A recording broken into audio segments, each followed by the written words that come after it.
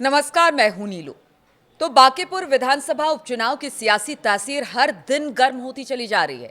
सभी दल अपने अपने पक्ष में जीत का समीकरण रचने के लिए तरह तरह के प्रयास कर रहे हैं। कई दशक से बांकीपुर विधानसभा में बीजेपी काबिज है, लेकिन इस बार बीजेपी कुछ अलग दांवपेच अपना रही है। दरअसल राजनीति में एक नया ट्रेंड लेकर आए प्रशांत किशोर के साथ बीजेपी ने एक अलग हिसाब किताब बिठाया है। बीजेपी के रणनीतिकारों की माने तो इस बार बीजेपी एक नया खेला करने जा रही है। इसमें शामिल है प्यादा से वजीर मारने की तैयारी। इसलिए बीजेपी ने प्रशांत किशोर के विरुद्ध एक मंडल कार्यकर्ता नीरज कुमार सिन्हा को उम्मीदवार बनाया। तो क्या है बीजेपी की प्लानिंग और नीरज कुमार सिन्हा के माथे जीत दर्ज कराकर और कितने निशाने बीजेपी के रणनीतिकार साधने जा रहे हैं, आइए आज इसी को समझते हैं। तो बीजेपी के रणनीतिकार फिलहाल बांकीपुर विधानसभा उपचुनाव में पूर्व प्रधानमंत्री अटल बिहारी वाजपेयी की पंक्ति को अर्थ देने में लगी है, जहां पर अटल बिहारी वाजपेयी ने लिखा था, चौराहे पर लुटता चीर, प्यादे से पिट गया वजीर। बीजेपी के सामने प्रशांत किशोर खुद को मुख्य प्रतिद्वंदी के स्वीकार करने की पृष्ठभूमि तैयार कर रहे हैं। वर्ष 2025 विधानसभा के चुनावी जंग में बुरी तरह से पिटे प्रशांत किशोर के लिए बांकीपुर किसी जंग से कम नहीं है। 2025 विधानसभा चुनाव में जनता की नजरों में नकार दिए गए प्रशांत किशोर अब खुद को चुनाव में उतारकर एक कोशिश शुरू की है। बीजेपी की रणनीति ये है कि एक साधारण कार्यकर्ता से प्रशांत किशोर को पराजित कर उनकी आखिरी उम्मीद को ध्वस्त कर दिया जाए। प्रशांत किशोर बांकीपुर विधानसभा उपचुनाव में बार बार मुख्यमंत्री सम्राट चौधरी को मुद्दा बना रहे हैं।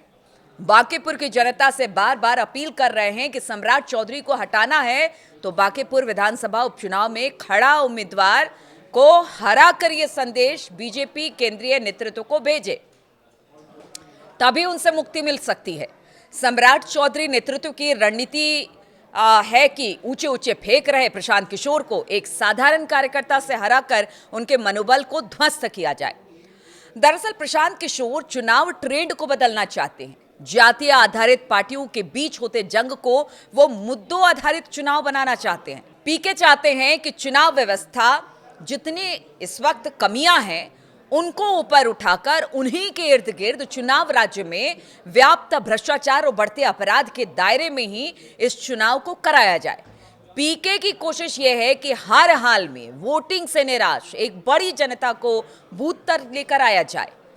बांकीपुर में पिछले कुछ दशक में मैक्सिमम वोटिंग जो हुई है वो कितनी हुई है? 39 से 42% ही रही है। पीके इन 60% वोटर को निकालना चाहते हैं। बीजेपी के रणनीतिकार पूरे चुनाव को पुराने स्टैंड, जहां पर जातीय समीकरण सर्वे सर्वा है, उस पर लड़कर एक बार फिर से शिकस्त देना चाहती है।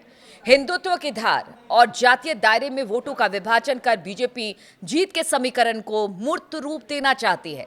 बीजेपी की एक रणनीति यह भी है कि प्रशांत किशोर अगर उनके मंडल के कार्यकर्ता नीरज कुमार सिन्हा को परास्त कर भी देते हैं तो भाजपा ये कहकर पल्लू झाड़ लेगी कि देखिए, प्रशांत किशोर को साधारण कार्यकर्ता को हराने में ही पसीने छूट गए, और वैसे भी एक सीट से हार जीत से सत्ता क्या समीकरण का कुछ होना जाना नहीं है। तो यानी दोनों हाथ से बीजेपी लड्डू लेना चाहती है। हरा दिया तो फिर राजनीतिक करियर पर सवाल पीके के उठ जाएंगे, और अगर नहीं हरा पाई तो ये कहेंगे कि देखिए, जिस उम्मीदवार को हमने हराया था उन्होंने तो पसीने छुड़वा दिए पीके के। अब देखा होगा कि बांकीपुर विधानसभा जो सीट है उसको बीजेपी प्रतिष्ठा का प्रश्न बना रही है, लेकिन पीके की राजनीतिक भविष्य भी इस बांकीपुर सीट से ही तय होगी कि आखिर उनका होगा क्या। बहुत बहुत शुक्रिया मेरे साथ इस वीडियो में शामिल होने के लिए।